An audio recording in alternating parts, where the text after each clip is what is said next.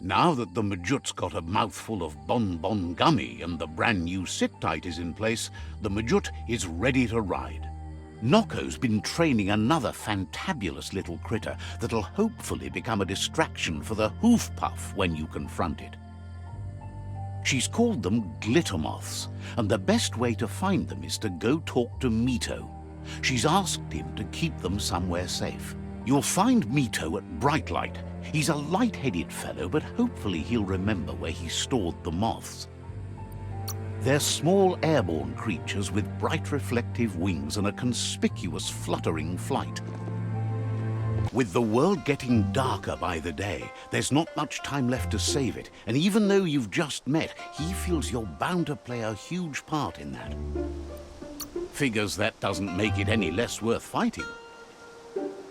You've found your way through the darkness. You shine like the sun in the sky, but will you use that power to warm the world or burn it? Hopes you see how much good you can do with power like that, and how easy it is to let it drive you mad. No matter where your path takes you, though, it's important to remember where you came from. The past bright lights the present.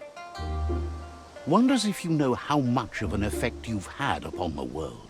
Your presence changes things like light changes darkness. Did you realize that when choosing where to shine?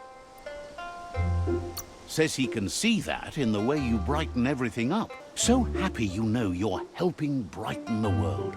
There's plenty of it that's still worth saving. Whatever happens to the world, you shone as bright as you could. That matters more than you know. Says you did the right thing in taking up with the Myriad.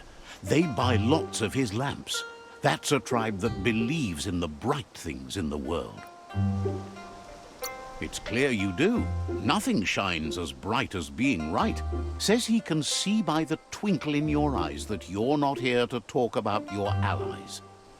He assumes you are here to be enlightened. He can't blame you, as everything just feels dark and hopeless these days. There's something about you, like you're knit together. Your fate's connected. What you've said, he feels too. So why not call him Me Too? He senses you're like the dayfly, living every day like it's your last, afraid that when night comes, it might be proved right. Believes no one is entirely dark. Even the worst have a spark of good in them. Mito says he's not only into those who shine bright, he likes things that glitter too. He reckons you haven't seen a glittermoth, and says it's about time you did. Even though they're nesting near gone grass, they never run out of glow. Finding yourself a glittermoth would give you that glimmer of hope you need to continue all the way to the end. Glows with delight at your bright passion for the light.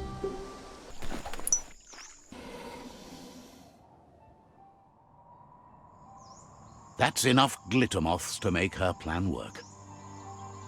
She wants you to stop worrying about the paths you've ridden and focus on the inevitable road ahead, the one that leads to confrontation with the World Eater.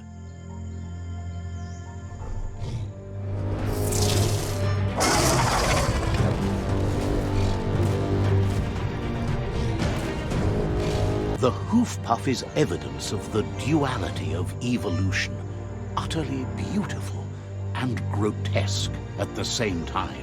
She means that the hoof puff has had more time to eat at the root, as it's been isolated in the Knoopstonies mountains. So, based on that alone, she reckons it has suffered as much damage as the northwest root that's hidden beneath the surf. It reminds her of the gnotes, and like them, it's hoofed. They're just a lot bigger.